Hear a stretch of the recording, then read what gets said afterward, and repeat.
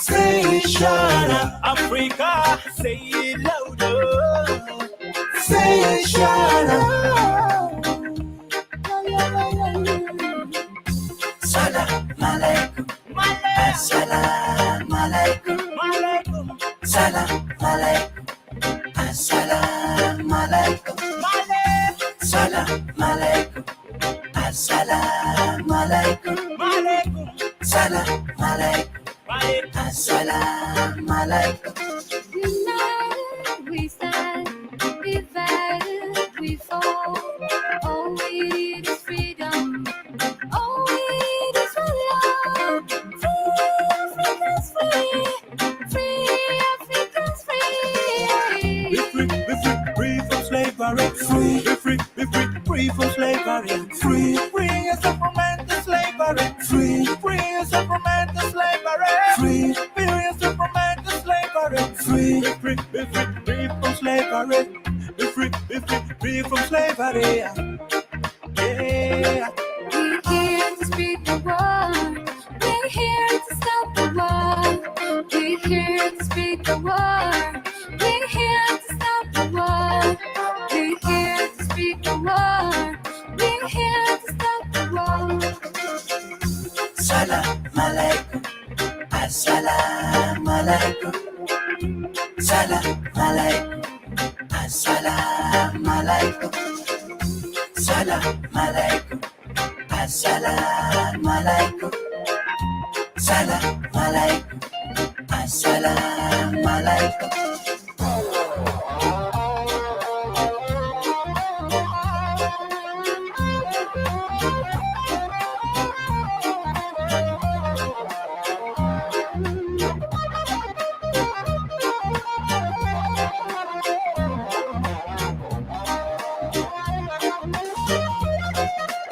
Assalamu alaikum, African one. If you wanna be free, the most simplest one in the world. Get yourself the better with the reggae music coming straight to you from the one of the most peaceful man. So many lying down on the streets, whatever them with their guns in the hands. Get yourself the most free time. I preach about freedom. Preach about freedom. We're here to speak the word. We're here to stop the war.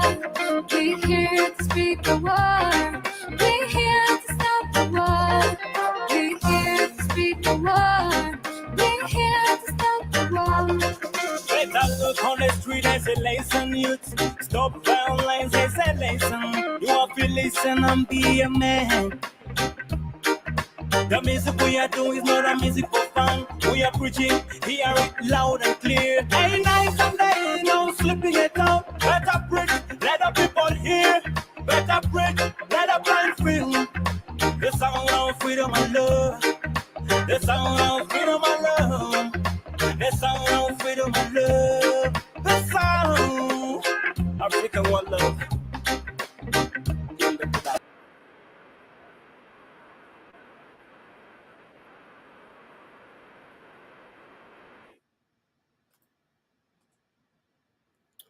Good morning, good afternoon, good night, wherever you tune in today. This is Concerned Citizen of South Sudan. It's live.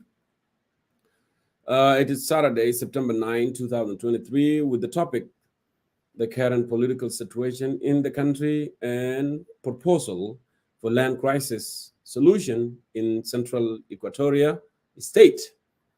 We will address more issues today, but let me do this.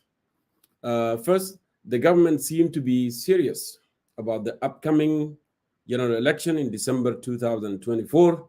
President Salva Kiir, after 18 years of his bad rules, has nominated himself to be the presidential candidate, and he is backed by his SPLM party. At the same time, he had issued a decree banning the nomination, okay, of anyone from his party for presidency. Sometimes we wonder and ask a question: is this one not dictatorship in the same time of one-man show within the party? Will the SPLM members adhere to his decree, or is it a matter of time and they will challenge Salva Kiir early next year or by the end of this year?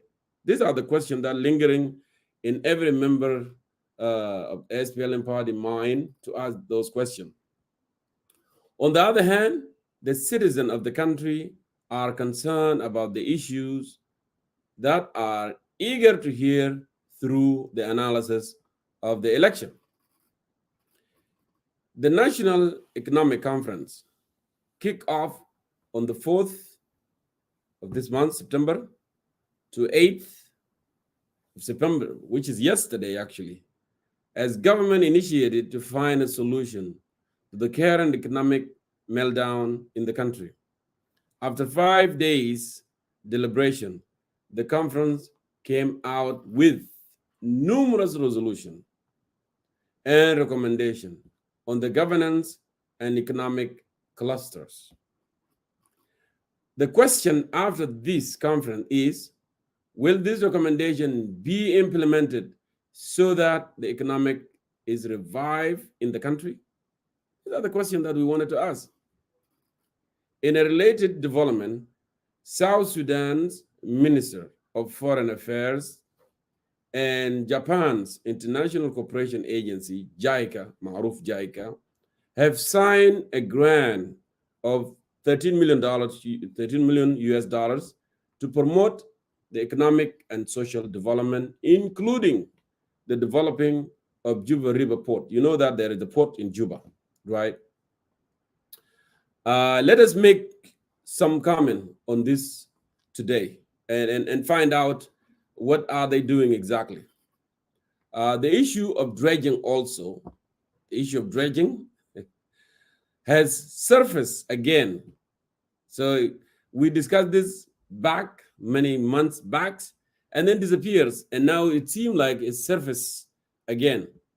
A lot of videos are on social media showing dredging machines operating in Unity State, dredging in the River Naam. I will play that, in a moment. I will play that for those who did not have an opportunity to see, those machines that are dredging right now on the River Nile. We will show you, and we will show you so you can determine on yourself, because this government, sometimes when it gets pressed on the area, they seem to go numb a little bit to make people, forget about the issues, and people will think that, oh, that issues has gone away and nobody's doing anything about it. But as I speak with you, they are dredging with big machines, and these machines are guarded with soldiers, with the gun, on the boat that dredging. So let's see what happened on the economic, what happened exactly yesterday on that economic conference took place in Juba. Professor John Akech, sometimes we disagree on some issues. He supported the government, this failing government. Sometimes I disagree with him on that.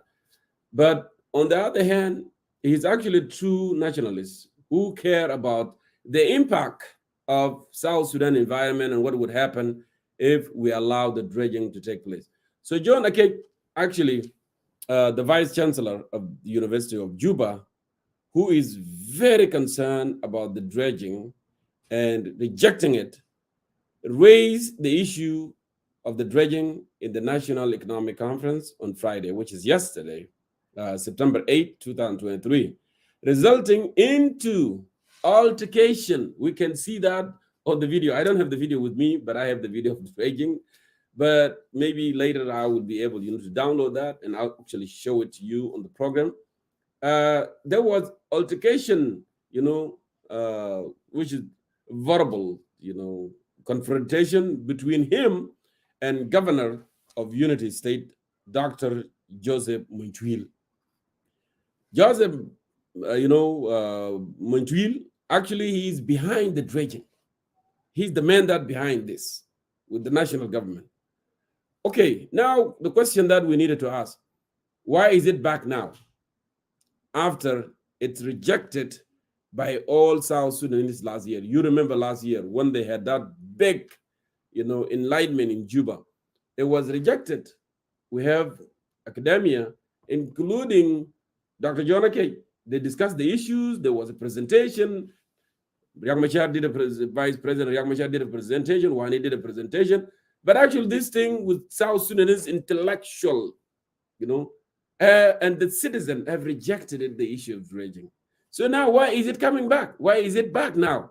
After it's been rejected by all South Sudanese last year. Why the government seemed to have surrendered on the issue of the dredging, and now it's back again. Okay?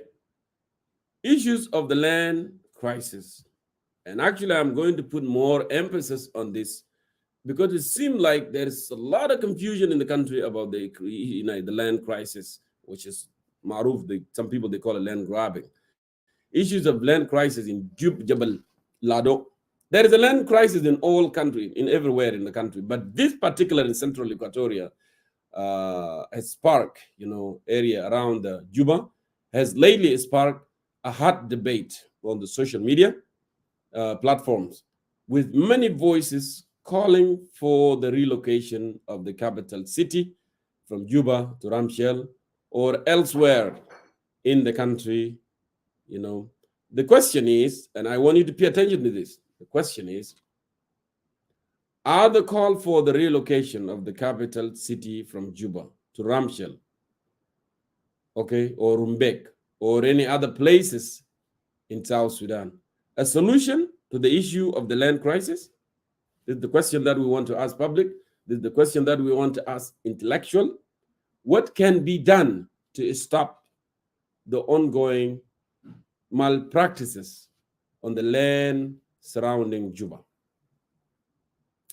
So, these are the questions that we wanted to bring to your attention. And actually, we'll continue the discussion. As I said, there's a lot that we mentioned. I am going to be joined by Ustaz Dengi Dayok by Clubhouse today, Ustaz Abdullah Garang, and others who are really interested actually to engage in this matter that we brought before you today. But let me just address this, the issue. Before I address the issue of land grabbing, I wanted to play the clips, a clips of the dredging that is taking place. South Sudanese have been blindfolded. South Sudanese have been fooled by this government. And on that conference last year, everybody knew that, okay, now they back up. They back up. They are not going to do it because they have listened to what public has already brought out, what public have said. And everything went numb and everything quiet. But on the other hand, they are doing it behind closed doors. They are doing it. And now came back to surface again. And that's why Dr. John Akech, the Vice Chancellor of the University of Juba, actually raised a very good question, resulted on that altercation last night, yesterday, on National Economic Conference that took place in Juba. So let me play to you the dredging machines that actually in Baranam that actually are digging right now, digging and digging and digging. So you can see on your own. And then after that, I wanted to talk a little bit on the proposal, because you hear that on the topic. Actually, we have a proposal as a member of UCC, how this issue of land crisis, it can be addressed. Keep in mind, we agree to disagree, and that's fine. Okay? The unity that we believe in is unity of ideas. It's not unity of blood. Because when you come with an ideas that can bring people together and can solve the issue, why not? But if you disagree with it, that means you disagree, but we are not enemy. I want you to keep that on your mind. Because some people, when you disagree with somebody, it become and ultimately their enemy. And we should not be behaving that such way. So let me play this, and then you can see the dredging that taking place.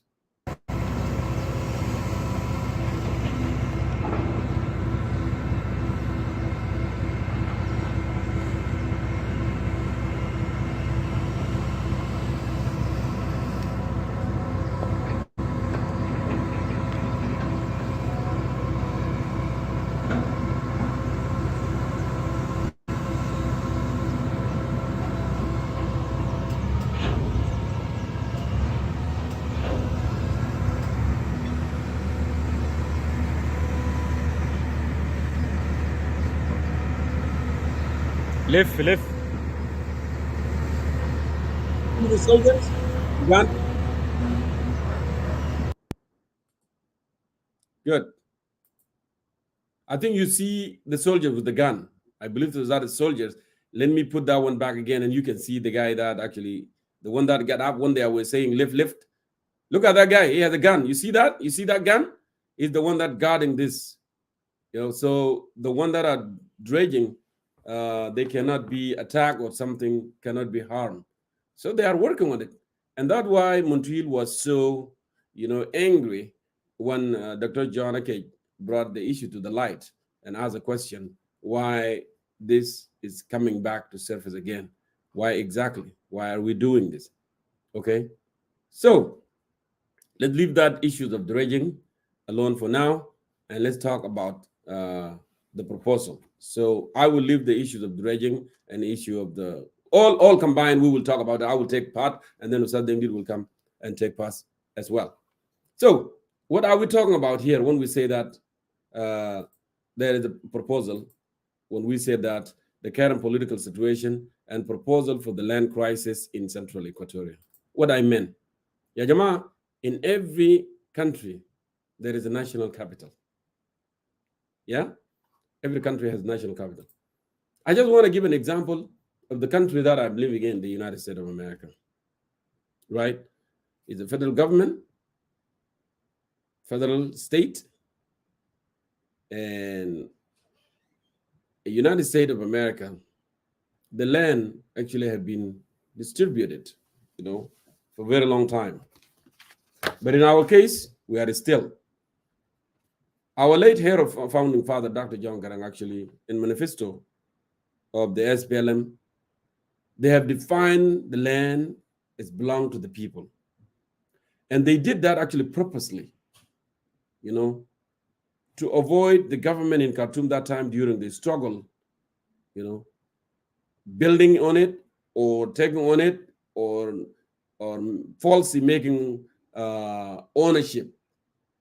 And later, when we are independent, or if the peace agreement reached, and then they will come and claim, oh, this is mine, and this is mine, that's mine. So they make it that way. So the government in the north cannot touch South Sudan land. But right now, people seem not to understand that concept. Actually, the Dr. John Garang has gone through. But that's fine. Every crisis has a solution. What we meant, the proposal for land crisis in Central Equatoria, as I said, there is land crisis everywhere in the country. Okay. But the land crisis actually in Central Equatoria, it become more huge. It's a bigger problem. Okay. So this is the deal.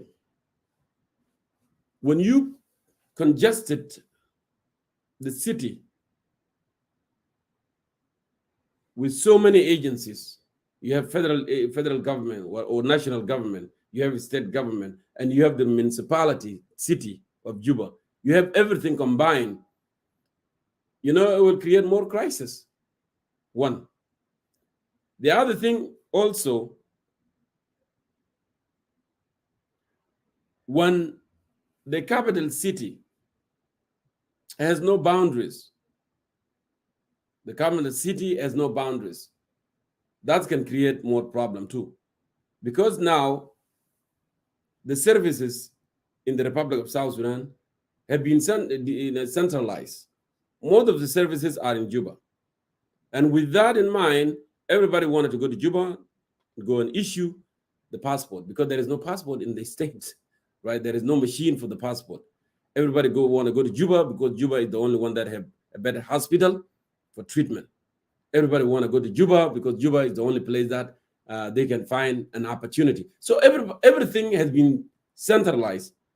For centralization of everything have caused more problem, has caused massive migration from the Payam, from the counties, from the state to the national capital, which is Juba.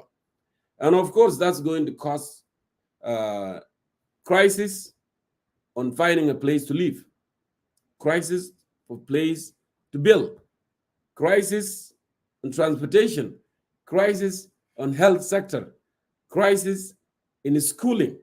You see, when you centralize everything, but when things are sent out, devolution of everything to the state and county and Payam, that will make it easy and actually will put the end the massive migration that is happening from place to place, because people, as the nature, they are always looking for services.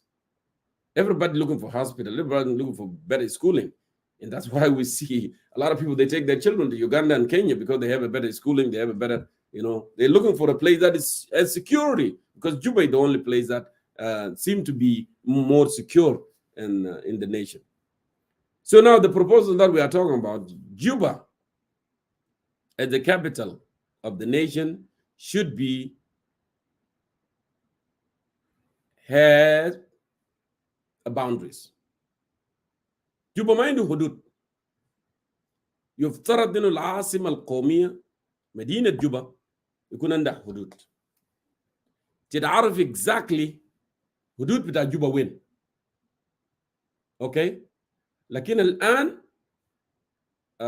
مدينة جوبا ما عندها حدود. So that means Juba can expand. It can expand rapidly. It can expand because they did not put an end or ما في رسم لحدود بتاعت العاصمة.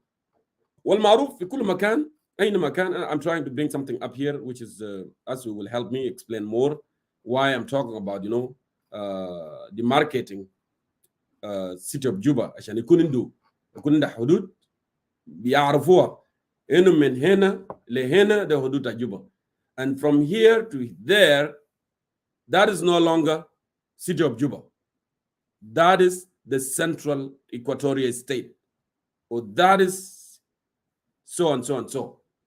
فالآن مدينة جوبا as the capital of the nation ما عندها حدود, وعشان مدينة جوبا ما عندها حدود بقى في more expansion.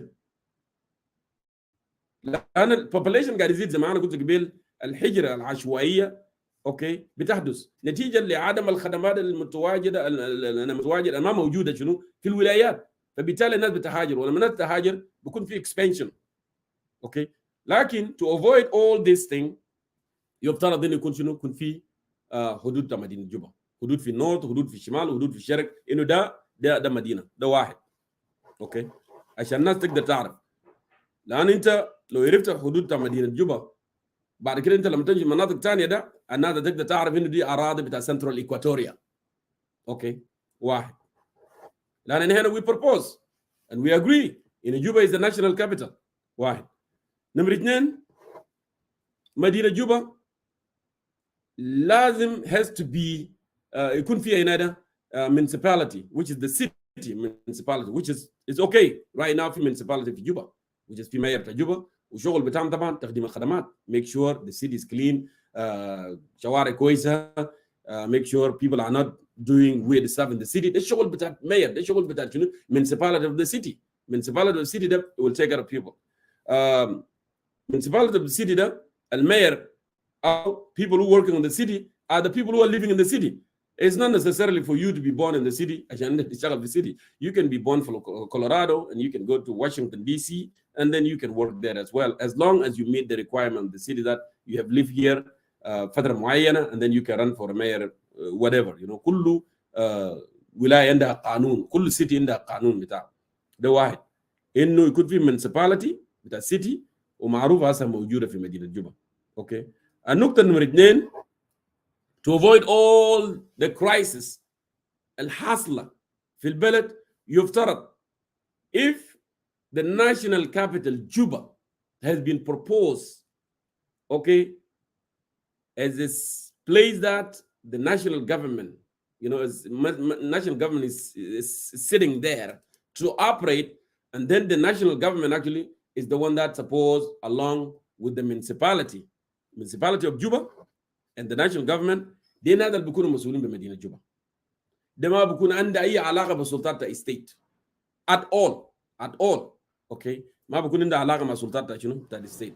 لأنه right now we want to avoid the conflict of interest, because when you putting a state and you putting the national, okay, government at the same time, now you are going to have a conflict of interest, because a state بيشوف هنا هي المسؤولة والnational government بيشوف هي المسؤولة. okay.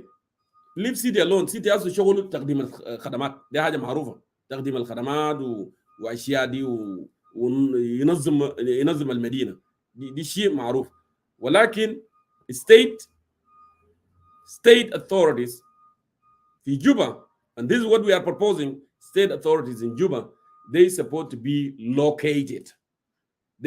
located either in Mangala, because Mangala is very historic.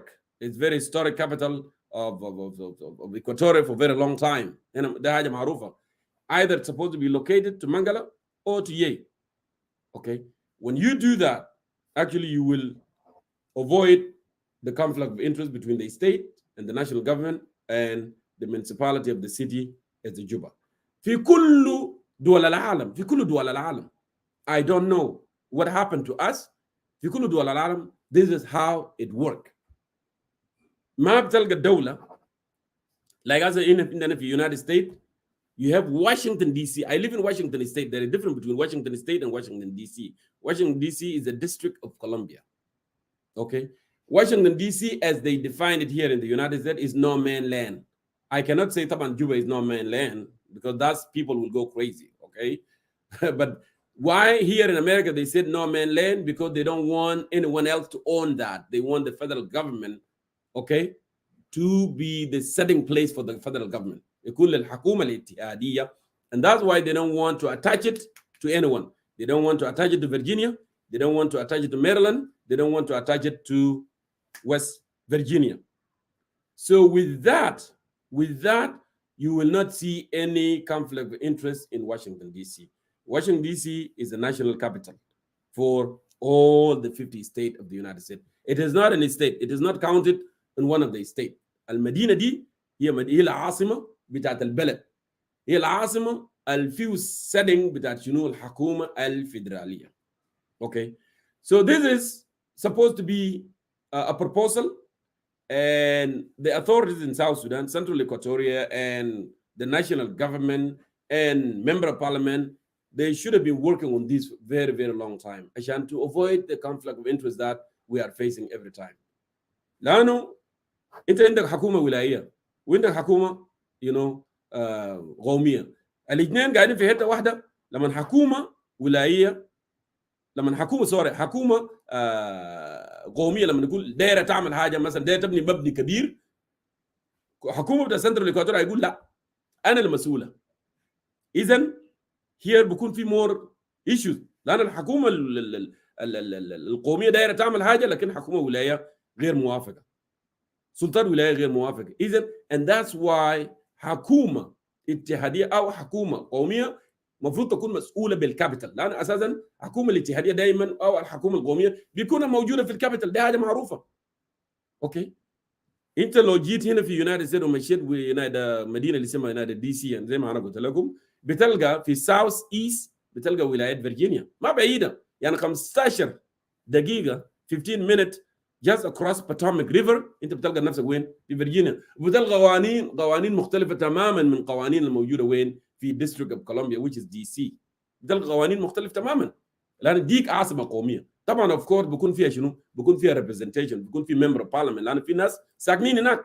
الناس اللي بتكون متواجد في مدينه جوبا بيكون عندهم representation في parliament لانه member of parliament are representing people اوكي وعندهم مير المير اللي بيقدم خدمات ولكن ما بيكون تابع لاي ولايه هي بيكون مكان setting لحكومه القوميه احنا فعلا لو عايزين solution للمشاكل دي للقضايا بتاع بلدنا دي this is the step that we need to take لابد من رسم مدينه جوبا يكون في رسم مدينه جوبا يعرفوا حدودها وين عشان لو في زول بعدين داير يطلع بره مدينه جوبا يمشي يقول داير يمشي يبني حاجه في حته ثانيه ناس السلطات بتاعت سنترال اكواتوريا ولايه هنا استوائيه الوسطى يقولوا لا انت خديت الحدود انت لو بيعنيك العاصمه القوميه ارجع في الحدود الداخلي للعاصمه القوميه اوكي وبصوره دين هنا شنو بيكون قدرنا شنو حلينا المشكله نقل مقار بتاعت سلطات بتاع ولايه الاستوائيه which is Central Equatoria لمنغلا او لوين ليي this is actually a good way government can help national government can help to infrastruct and help them so they can have a good setting there because these are very historic places to avoid all this problem رسم وتقدر تعرف الحدود من كده لو زول ثاني ماشي لاراضي بتاع سنترال اكواتوريا ده زول بيكون عنده مشكله شنو مع اراضي بتاع سنترال اكواتوريا بيكون عنده مشكله مع السلطات بتاع سنترال اكواتوريا لان سنترال اكواتوريا now it is a state وهي المسؤوله شنو باراضي اللي بتعنيها في كولايه I think this is going to work fine to avoid all this unless we wanted to create more problem and continue the same problem that's why we want to put everything in one place so we can be more in problem so we can condone problem always somebody here from Central Equatoria government somebody from national government and then they can always be colliding and having issues but this is the only way to avoid all this thing عشان to avoid the issue of land crisis لأنه الآن Central Equatoria is the most effective state in other state in South Sudan اوكي لان اي زول بده زي ما مايكل كريستوفر قال الكلام ده الاسابيع الماضيه الناس بتمشي تقسم حتى في اراضي النائيه من جوبا ذاته لانه ليه ما في تخطيط هم بيشوفوا ده المنطقه دي تابعه جوبا فهم بيعملوا فيها فوضى لكن المكان ده لو كان تابع للحكومه القوميه اوكي حكومه القوميه ولا اراضي الثانيه دي تابعه لحكومه ولائيه and then here نحن بنقدر شنو نقدر نحدد والحكومه القوميه هنا تقدر تعمل enforce the laws للعاصمه القوميه تعمل enforce the laws ل ولايه اكواتوريا الوسطى لو في زول تخطى القانون ومشي عمل violate the law الحكومه لازم شنو they have to enforce the law I think this is a good suggestion is a good proposal to avoid all this problem another نقطه ثانيه انا اقوله نعم في ناس مثلا قد يكون يا اخي انت لما تعمل ليميت لاراضي بتاع مدينه جوبا لحته معينه طيب we are going to run out of space because this is a national government and they have a lot to do they wanted to build this and they wanted to build that well this is what happening when you run out of land what do there is a two ways of of constructing the city always you have the vertical and you have the horizontal now it seems like what we have now in the national capital Juba we have the horizontal we have we have horizontal but Juba actually must be constructed لو بقى خلاص ما عندهم أراضي must be constructed vertically because when you construct it vertically انت بتبني towers تبني عمارات ولو بنيت عمارات you will try to avoid the issue of not having more land as in very developed countries in very developed urban cities يعني من شدة الأراضي ضيقة الناس بقى تعمل تنل عندهم قروش طبعا يعمل تنل تحت الأرض عشان ده يكون وسيلة لمواصلات يكون في نفق في أنفاق you have tunnels and you have even bridges يعني قطر عندنا هنا في سيارة القطر بيمشي بفوق قطر بتمشي بفوق عاملين له كوبري بفوق كوبري خاص ولما تمشي داون تاون بيمشي تحت الأرض لأن هناك في زحمة okay this is to avoid what when you run out of space because this is what's going to happen because as the population expanding you have more kids you have more people migrating you have more businesses and that's how it is you cannot tell me that no احنا لازم نبني بنيان افقي لان this is what we used to it no لازم تبني بنيان راسي وده السياسات المفروض الحكومه في المستقبل تتبناه، انه المدينه ده لازم يخطط عشان الناس ما تدخل في اراضي بتاعت شنو بتاعت سنترال ايكواتوريا، تو افويد انترينج في اراضي بتاعت سنترال ايكواتوريا. ومساله بتاع اللاند كرايسيس، كل يوم في لاند كرايسيس، لاند بتاعي شالوا وسلاطين جو من وين ما شال اراضي. السلاطين ديل ولا الناس اللبطنجيه ديل، الناس اللي بيعملوا جريمه يجي يشيل اراضي بتاع الناس ديل، بعد كده السلطات الولايه هيسالهم انت جاي منين؟ مين اللي اداك؟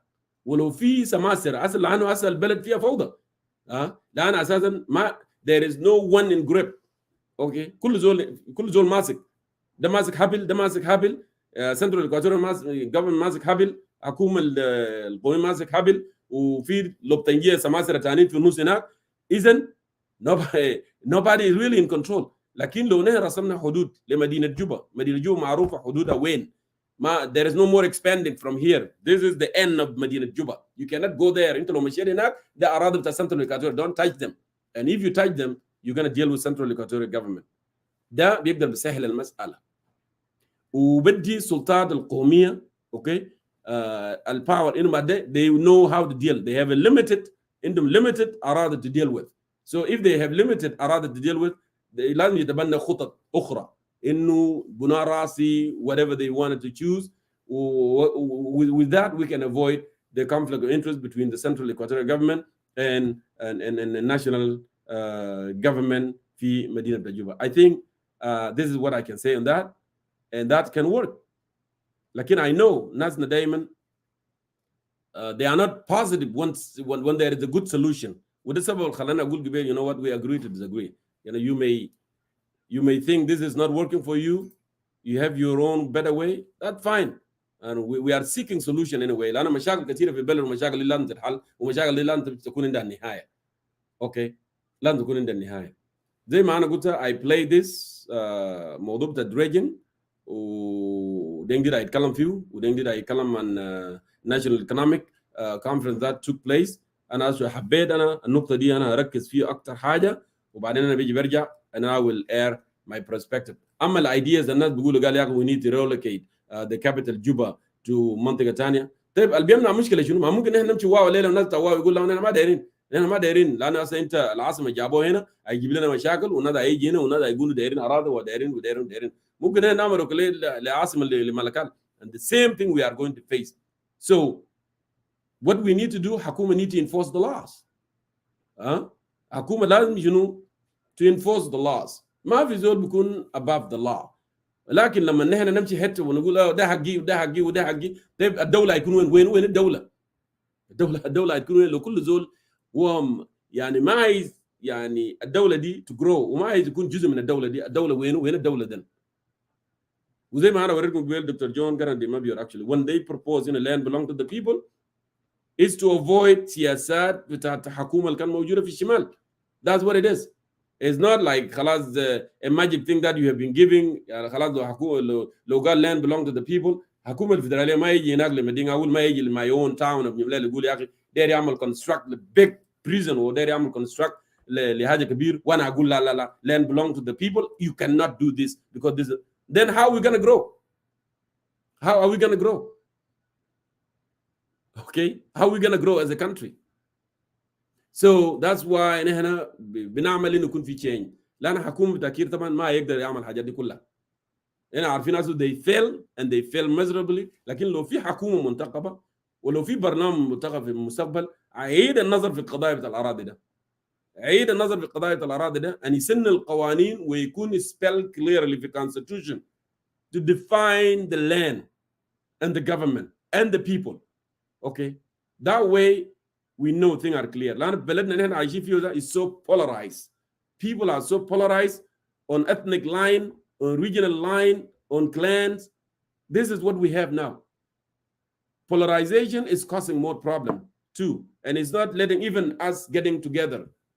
Okay, so with that, I would like to give an opportunity to Ustaz Dengdi Ayok to come, and then we can have more discussion. I will air in my opinion, but then more and more. Ustaz Dengdi Lo Tasmani, please, I want to bring you up. Okay, I invited you actually to speak.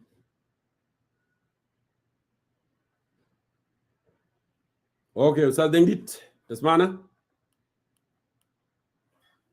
Yes, I can hear you, Brother Jonko. Yes, we want to give you that opportunity, to weigh in. But then, I will come and weigh in again. Further, Ustaz Dengit. Thank you very much, my brother John Mayol. It is indeed a pleasure to be here with you tonight.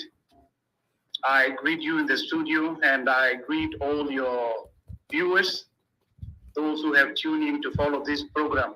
I greet all of them. I greet all the citizens of our country in different parts of the country, and we express our sympathy and our solidarity with them in the daunting situation that they are undergoing, particularly those in Unity State who are now undergoing the flood crisis. The entire Unity is now flooded and people are in deep waters. We express our sympathy and solidarity with them, and we tell them that this would come to an end one day. It would not continue without end like that.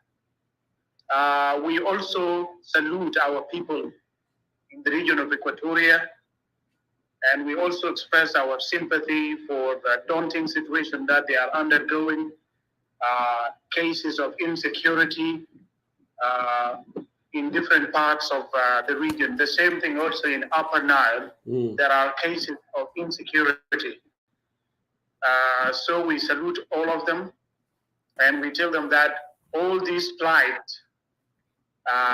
will come to an end one day, and that this country will witness peace, stability, and tranquility in a way that will make all of us happy. Now back to the issues of this episode. Let me begin by the issue of the proposal for land crisis solution in Central Equatoria State that you have talked about in a very amazing way. I'm not supposed to make any more comments about it, but for the sake of adding my voice into what we have already said, that's why I am obliged to add some more light, or to shed some more light on the topic you have already talked about. You know, in the history of our struggle during the SPLM, SPLA, you will find that there are two administrative capital towns during the 1990s until the time the Comprehensive Peace Agreement was signed. So the first capital town for the liberated area was Turin. And you will all recall that during the 1991 split within the SPLM, SPLA, the faction that was led by Dr. John Garang, which was based in Turin, was referred to as Turin faction. So Turin was the capital of the SPLM, SPLA government that was administering the areas that were referred to as liberated areas. Later on, the capital city was transferred from Turin to Rumbek. So Rumbek became the second administrative capital city in the liberated areas under the SPLM, SPLA. Because SPLM was two things. SPLM was a liberation movement, an armed liberation movement, and at the same time there was a civil authority that was called Civil Authority of New Sudan. So it was the one operating in the liberated areas under the SPLM, SPLA. After the CPA was signed, according to what I heard when I was in Juba from so many government officials, was that the Bari community approached the late SPLM leader and president of Southern Sudan, Dr. John Garang de Mabior, and they requested from him that the capital city should be moved from Rumbek to Juba. And then Juba automatically became the capital city from that time. And even when you read in the Constitution, it is enshrined in the Constitution there that Juba should remain as the seat of the national government as well as the seat of Central Equatoria State. So this is how Juba came to be the capital city of South Sudan after the Comprehensive Peace Agreement. Moreover, Juba was also a capital for Southern Sudan after the signing of the 1972 Addis Ababa Agreement. So Juba was the capital of Southern Sudan, the region then in one united Sudan. So historically, Juba has remained as a capital of South Sudan, and there was no doubt, and there is no doubt that it will continue to be the capital of the Republic of South Sudan. If I may make more illustrations on the point that the Bara community or some SPLM members who happen to be from the Bara community who approached John Garang requesting him to make Juba the permanent or the capital city of South Sudan, I think they felt at that time that the capital was going to be moved away because Juba is historically the capital of South Sudan, and we are all aware of that. So due to the fact that they felt that maybe the leadership had an intention then to move the capital city away from Juba to any other part in the country, that's why they approached Garang de Mabur, and Garang de Mabur actually accepted the request, and therefore Juba became the capital city of South Sudan. Now, over years, we have come to realize that there are a lot of problems which are happening in the capital city. We have come to realize that there is a problem, and this problem is a problem of land crisis, which needs an urgent solution that the government should implement. So, this is the background why we are coming up with this proposal for land crisis in Central Equatoria State. Now let me go to add more comments on what you have already said. We are saying that Juba is the capital of the new Republic of South Sudan. And when you look into Juba in a critical way, you would realize that Juba is actually part and parcel of Central Equatoria State. So Juba is a capital doubly. It is first the capital city of the Republic of South Sudan, that's one. Secondly, it is the capital town of also Central Equatoria State. And you find that there are two governments within the same city. First, the government of the Republic of South Sudan. Second, the government of Central Equatoria State. And this one is a problem itself. Now you may ask me, how is it a problem? It is a problem because there is an issue of duality in powers. And the issue you rightly refer to as conflict of interest between the two governments. So this one is a problem itself. That's why we are saying there is a need for us as a nation to designate a land within Central Equatoria State,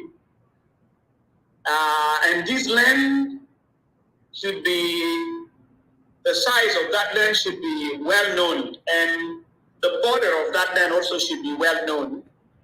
Where does it begin and where does it end? And then it should be designated as the capital city of the Republic of South Sudan. That is number one. But we have to explain why. Why? Because Central Equatoria is one of the 10 states of the Republic of South Sudan. And when you look into us having two governments within the same city, there is a problem here. The problem is that, first of all, Juba as a city has no limit. And people are coming from various regions into Juba, inside the Central Equatoria State. This has resulted into a rapid growth of the population within Juba city. And so when the population grows very rapidly, as it is the case now, this one resulted into the land crisis within Juba, and now as we speak here around Juba or in the outskirts of Juba city. So this one is a problem. Why? Because when you look into the Constitution of the Republic of South Sudan, Article 171, 172, 173, it's talking about the land. It says that the lands belong to all of us, the people of South Sudan, equally. And then land is classified into three categories: public land, and then community land, and finally private land. So we want a piece of land to be designated as a public land within Central Equatoria State or the capital city. Why? To avoid the fact that the city of Juba is now growing very rapidly in terms of population. And as a result, the city is expanding. And the expansion of the city is affecting the surrounding areas in Juba, or the areas that are surrounding Juba as a city. So you find that the capital city is automatically moving into the land that is classified to be the community land, and the villages that are around Juba that belong to the Bari community are now being occupied as a result of the capital city being in Juba without borders. So this one can result in long run into what we call deprivations of the local community from their ancestral land. Therefore, we said there must be a designated land for the capital city within Central Equatoria State.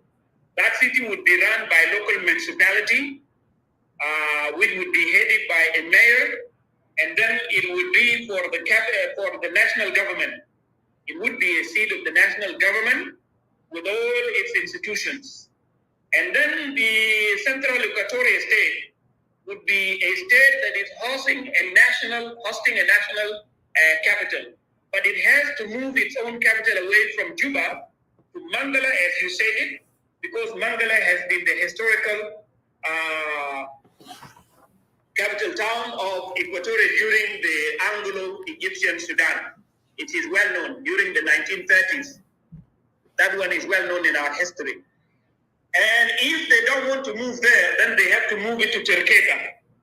If they don't want to move to Terkeka, then they have to move to Yei, because Yei is a very strategic town, and most of the SPLA commanders were based in Yei, especially the current president of South Sudan was actually taking refuge in Yei during the days of the struggle in 1990s. So this one should be very clear. Now, if the authorities of Central Equatoria move away from Juba to any other town within the state, the national government has to allocate some fund. They have to be given something, let me say, like $50 million or $70 million for the construction of the new capital town or city for the state of Central Equatoria, because this one is very important. They should not just leave Juba and then go to start from scratch. They have to be given something in terms of fund so that they go and start another new project. So this one would, if the land is designated to the capital, it would put a limit to the expansion of the capital city of the Republic of South Sudan. And the lands that traditionally and historically that are held and owned by the local community or Bari community would remain untouched, as it is the case now. So this is a proposal that is workable, by the way, in my opinion. I see it as practical, and this is how it should be done. Plus, what you have already said, that nowadays, in the modern urban setup, you go vertically in terms of construction. The urban construction has to go vertically instead of going horizontally. Because when you go horizontally, it means you just follow the land. Yes. And when you keep following the land, you would have no limit. You would just be going as long as there is land.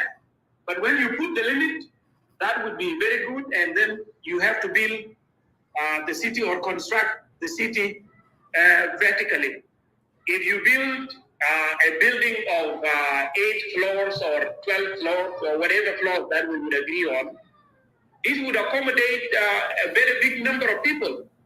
And then you would have to introduce electricity and water to such a city, to the population in the city. Because if you go vertically, you need to have a permanent source of power generation. That's number one. You would need to have water network in that town. You would need to have a road network within that town. You would need to have all the services.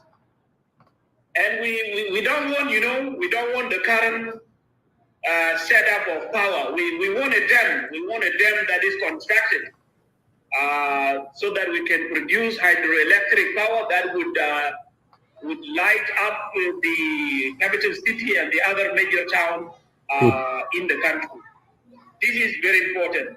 If there is a land designated to the capital city, that would be very good. Now, there is another issue, the issue of influx of people from various regions coming to Juba, which has resulted into Juba being an overpopulated city. This is resulting from what we call centralization of everything in South Sudan, because nowadays everything is centralized in Juba. South Sudan is squeezed into being Juba only. That's why people are coming from different parts of the country to Juba. Why? Because they are looking for services, they are looking for other privileges, they are looking for other things. And this is causing a lot of problems. So the government must come up with the idea of connecting the 10 states with a network of roads. Well-constructed road, by the way. The asphalt road, all right? Or what we call the tarmac road. The tarmac roads. This one is very important. Why? Because development runs through roads.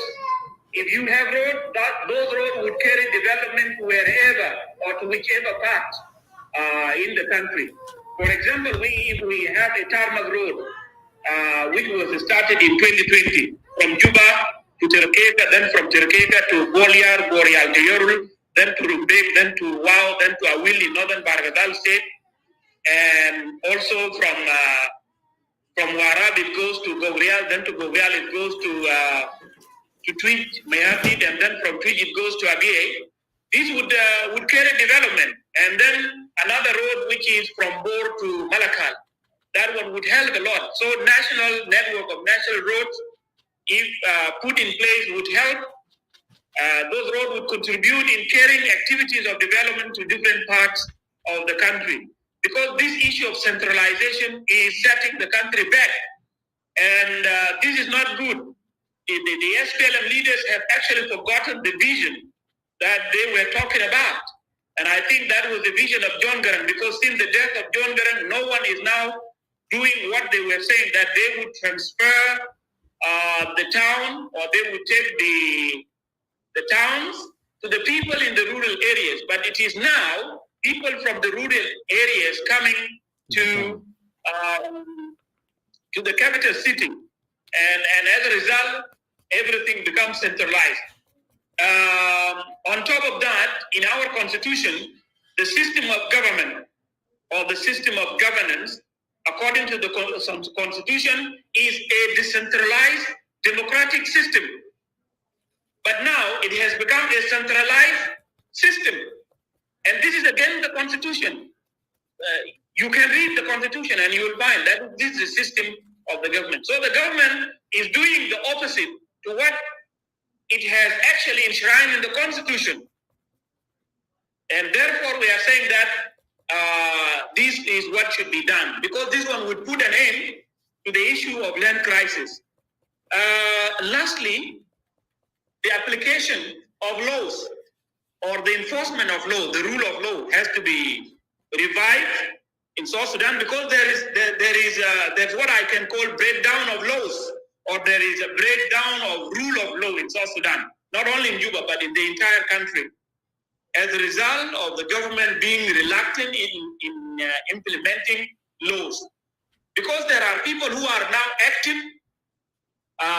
taking the land from the local communities in a way that is not legal, or following the procedures that are not legal.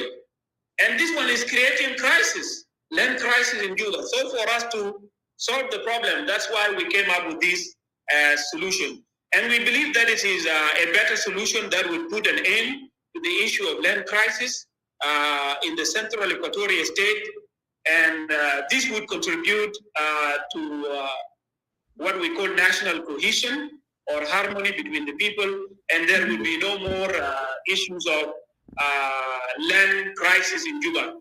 You talk about the Samasra, those who are actively engaged in selling the land, allocating the land and selling it to people.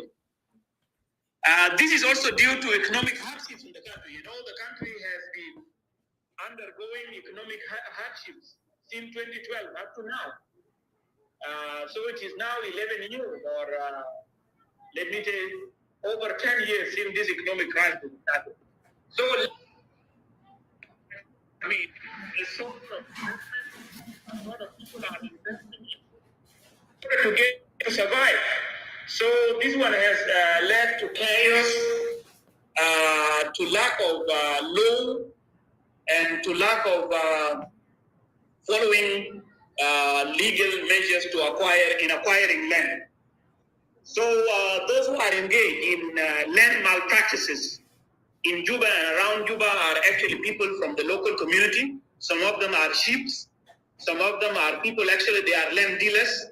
Some of them are government officials at the level of local government within Juba County, and also within at the state level of the Central Equatoria State. And we have documents circulating on social media showing that the governor of Central Equatoria State himself and the Commission of Juba are involved in this malpractice of land crisis.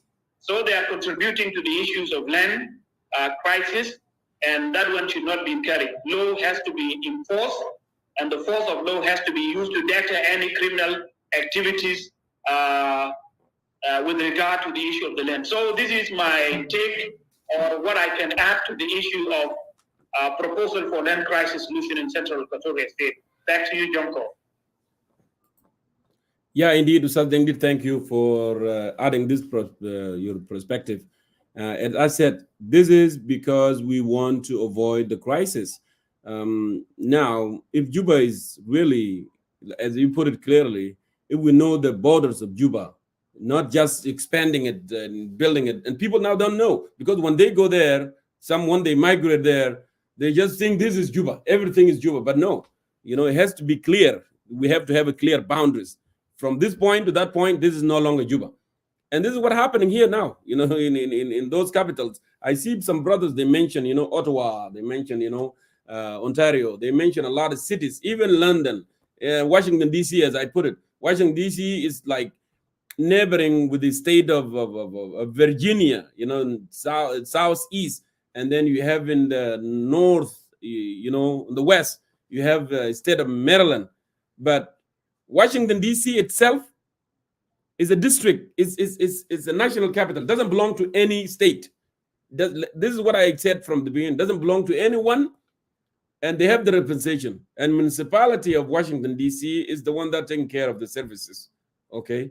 You're not going to move people from there saying that, no, because we moved the capital now, I'm going to send you to where we are moving, the government of Central Equatoria, then you have to move to Mangala. No, it's not going to happen that way. The indigenous people, they must remain, but they are part of national. If they choose to be here, they are part of the national, capital. And that's how it is, to avoid all these conflicts that are happening.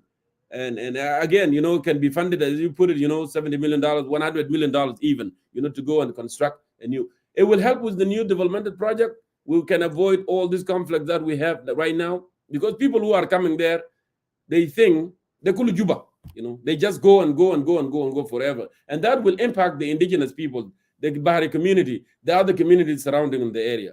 Okay, Juba has already established, as you put it, it has been a capital for, the region of Southern Sudan for very long time.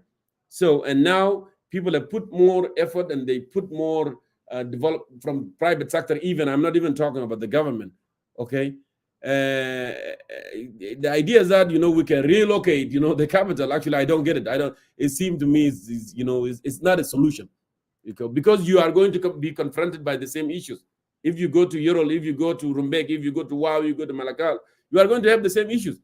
We always don't run away from the problem. We have to solve the problem, and instead of running away from the problem. Don't run away from the problem, solve the problem. And I think this is the viable solution, and it can get them to wherever we wanted to go. Ustad Dengid, I like you to move to the next issue that I've been saying on the beginning, on my introduction, which is the issues of national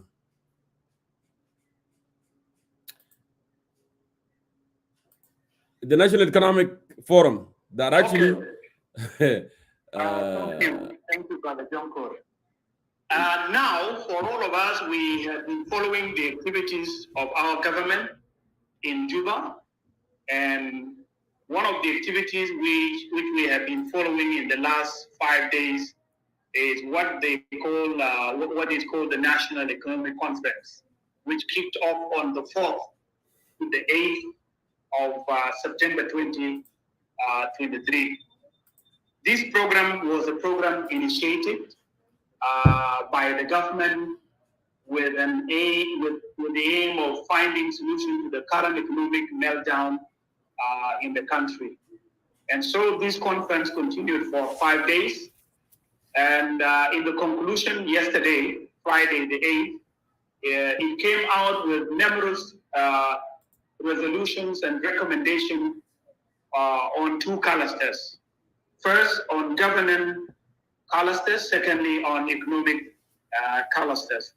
And I got the recommendation and I looked into them.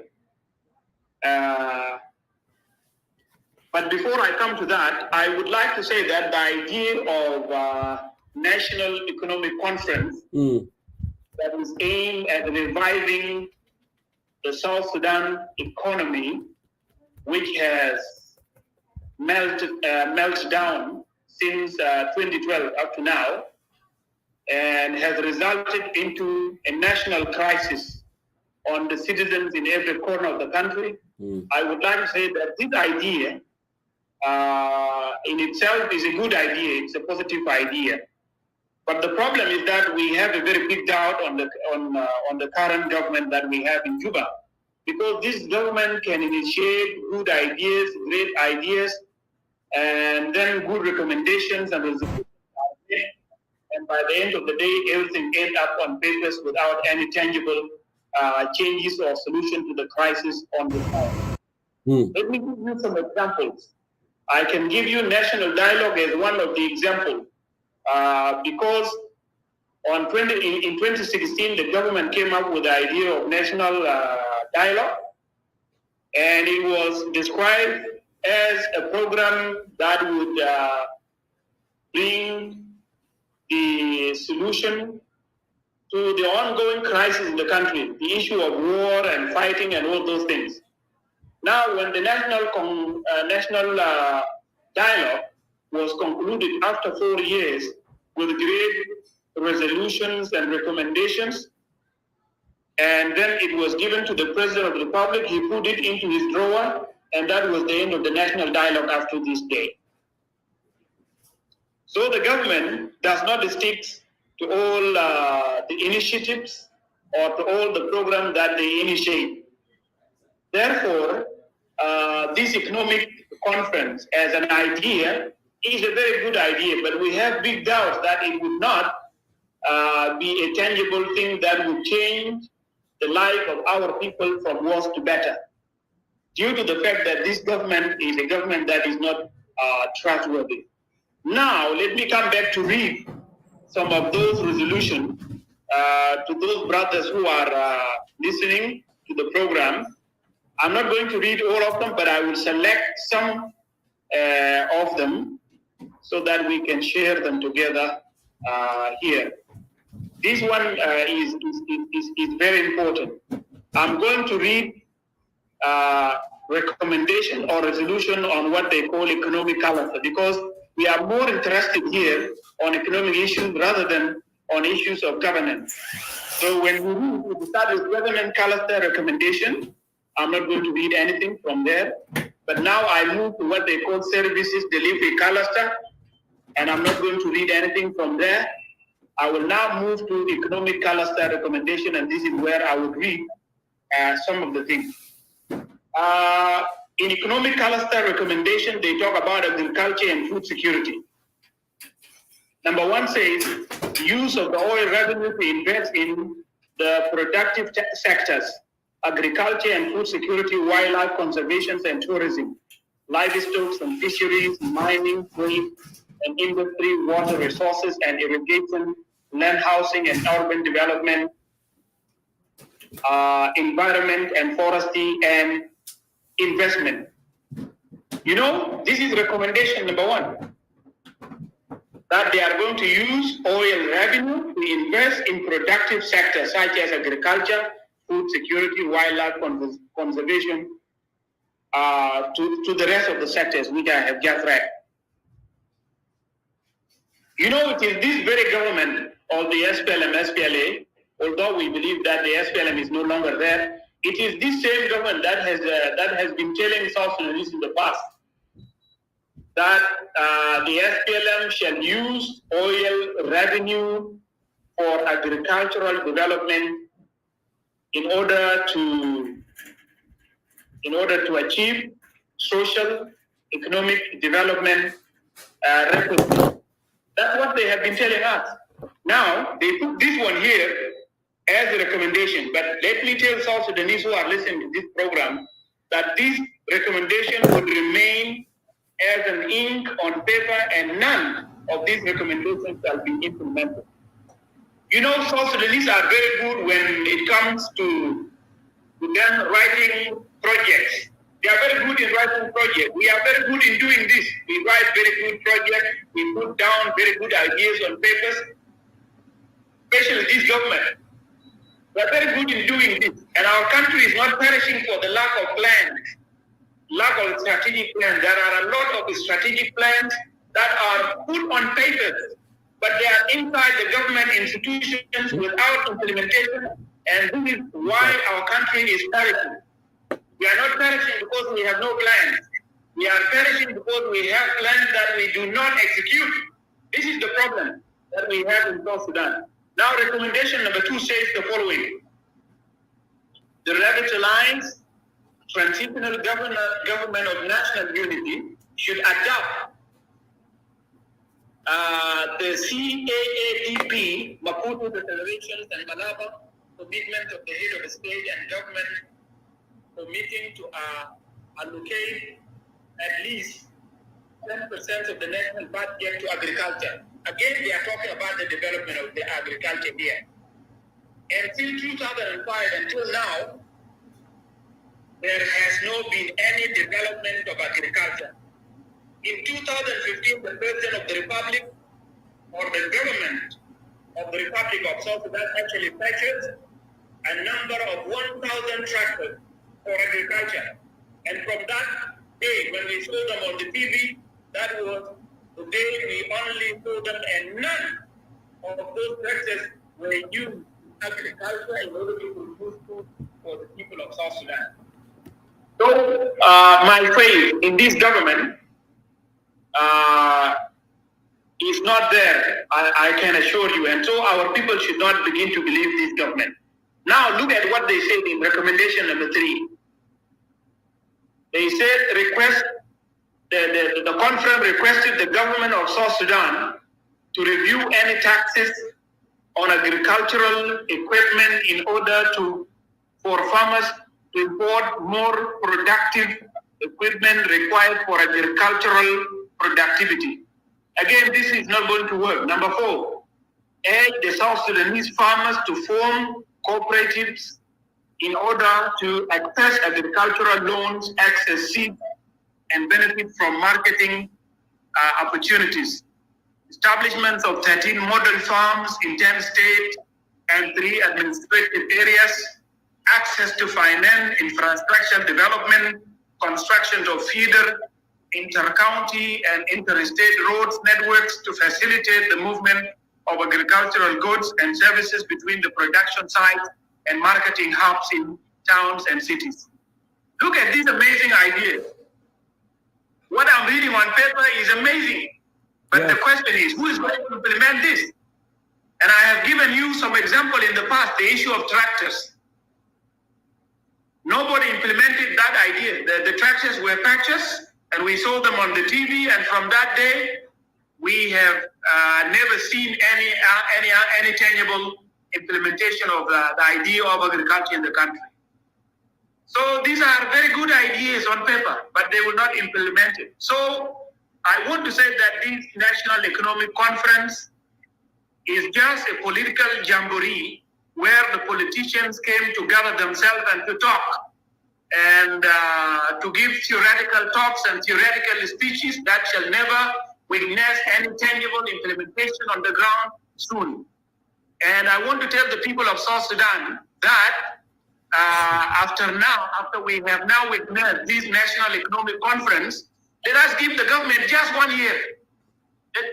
Ladies and gentlemen, let's just give them 1 year. And within this 1 year, we shall see what they have put down now on paper, whether this is coming to be true. But mark my word, whatever they put down here, whether on governance calendar, recommendation on governance calendar, services deliveries calendar, and even economic calendar, all these things they are saying, none of these things would be implemented. And the current Minister of Finance, who actually initiated the idea of National Economic Conference, would be fired or would be sacked very soon in 1 year or in less than 1 year or in 2 years. Without him implementing all the projects or all the program that he wishes to implement for the benefits of the people of the Republic of South Sudan. So we have a government that does not abide by its own words or by its own plans. A government that does not execute its own plans. And that's why we have been always calling for the change.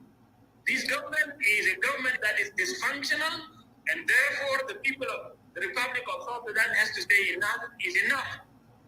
We need a change of government so that we have a new government that would come with new ideas, a government that would come with energy, a government that would come with a heart for the nation to save the people of South Sudan. So this is what I can say regarding the National Economic Conference, which kicked off on the 4th to the 8th of September 2023. Brother Junko. Thank you so much, Sir Dengdi Ayok, for addressing these issues of National Economic Conference that took place in Juba, but actually, unfortunately, did not produce anything, as you put it clearly. Now, Sir Dengdi, we wanted to go. We have more people now here today. They are interested in these topics that we have presented. We did talk about actually how the government seemed to be serious about the upcoming general election in December 2024. President Kiir, after 18 years of his bad rules, has actually nominated himself to be the presidential candidate, and he's backed by his own party, SPLM party. At the same time, he had issued a presidential decree banning the nomination of anyone from his party for presidency. So he doesn't want anyone to run for the presidency. So we are asking question, is it not that a dictatorship that we have been talking about for very long time?